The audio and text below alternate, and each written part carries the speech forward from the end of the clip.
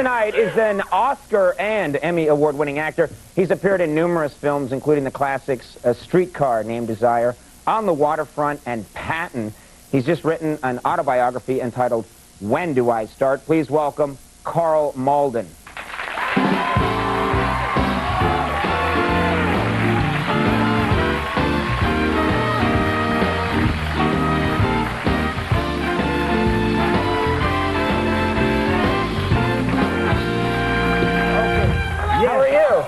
I'm following the mayor, boy. I'm on the spot. Yeah, I know it's going to be tough. It's a thrill for me to meet you. First of all, I listed a lot of your classic movies. What's funny is when I was a kid, I didn't know that you had been in movies at all because I just watched The Streets of San Francisco. And that's completely what I knew you from. You must be huge in that town. When you go to San Francisco... They have a day. It's called the Karl Malden Day. It's a Monday. And a Monday.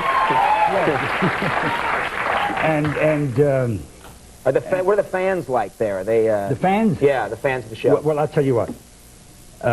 One day, I walked out in front of the hotel after being in the streets for about 3 years. I walked out in front of the hotel, and I wasn't there a minute, and all of a sudden, a man came up and said, hey, he went that way. He went, go get him. Go get him. Go get him. I saw him. I'm a witness. Go get him. I said, what happened? Well, it seems as though some young man jumped on one of those open trolleys that they have in San Francisco.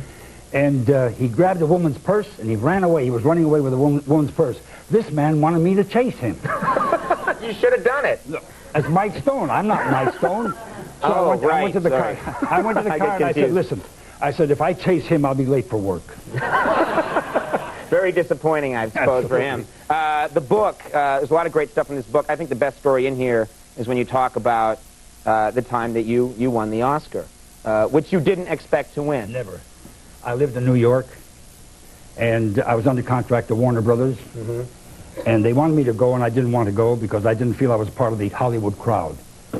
And so I said, I haven't got a tux. I'm not prepared. He said, you've got to go. You're nominated for an Oscar. You have to go. Well, there are a lot of people who are nominated who don't go. So I said, I haven't got a tux. They said, go to the wardrobe, get a tux. I went to the wardrobe, I got a tux. I rented a green Chevy. The day they rent green Chevys?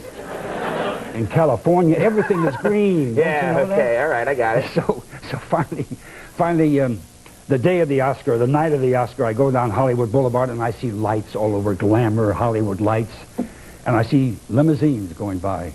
And I said, I'm going to drive there with my green Chevy, follow a limousine in. No, sir. I went parked 2 blocks away. I walked in. I had a coat. And I sat in the 3rd and the 4th seat. I put the coat in the 4th seat because my wife wasn't with me. And who should come in the 1st and 2nd seat is Humphrey Bogart and Lauren Bacall. He introduced me to Lauren Bacall. I knew him because he's under contract to Warner's also. So I sat there enjoying the show, and suddenly you hear your name mentioned. And you jump up. I went to the aisle, and I looked at Bogey, and I said, listen, take care of my coat, will you?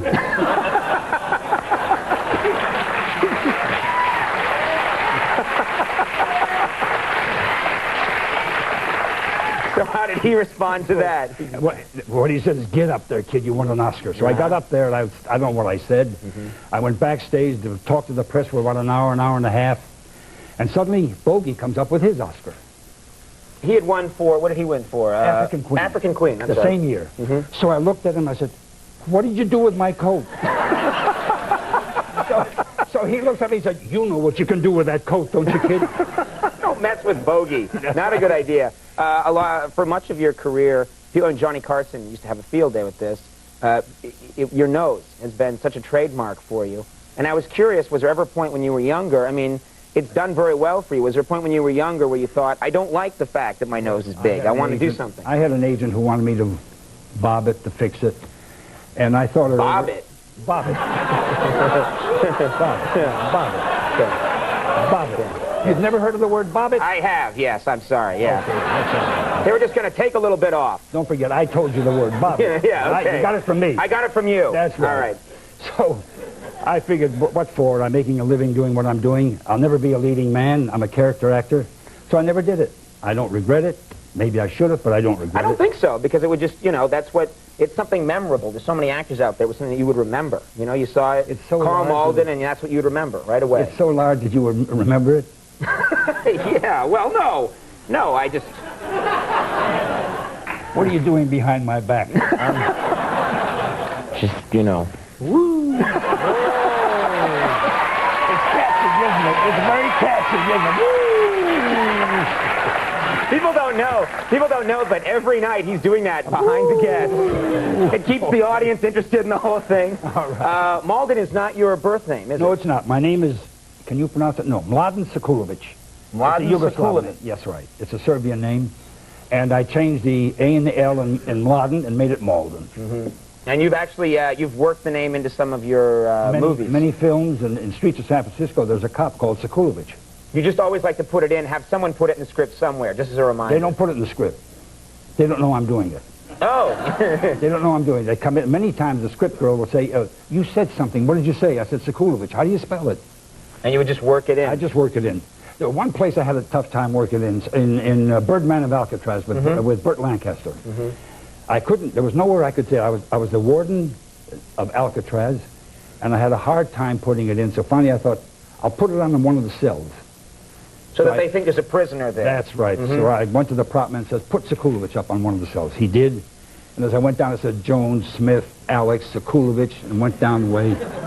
And suddenly when the movie was released, my dad called me up and said, let me tell you, son, Sekulovic was never in prison. Well, these anecdotes are all, they're in When Do I Start? It's the tip of the iceberg. There's a lot of great stuff in there, so you should buy this book. And Mr. Malden, a real pleasure, really, to have you on the show. Nice to meet you. Karl Malden, everybody. Fish is coming up. We'll be right back. Thank you.